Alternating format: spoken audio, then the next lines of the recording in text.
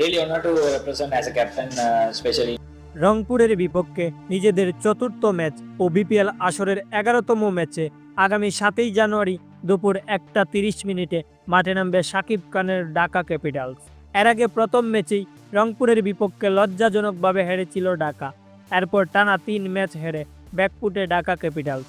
আর এবার নিজেদের গড়ার নতুন সুযোগে রংপুরের বিপক্ষে একাদশের বিশাল পরিবর্তন। বাদ পড়তে পারেন লিটন দাস, দলে যুক্ত হতে পারেন সাব্বির রহমান।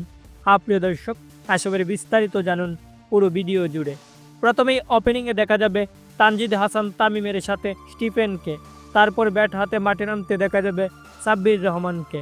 4 নম্বরে তিশারা পেরেরা, 5 নম্বরে দেখা যাবে হাবিবুর রহমান সোহানকে, 6 নম্বরে আমির হামজা, 7 নম্বরে ফরমানুল্লাহ সাফি, 8 নম্বরে মুকিদুল ইসলাম, 9 নম্বরে আলাউদ্দিন বাবু এবং 10 নম্বরে নাজমুল হোসেন অপু। সর্বশেষ দেখা যাবে মুস্তাফিজুর রহমানকে।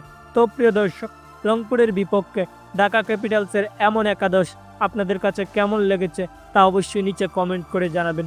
ধন্যবাদ সবাইকে।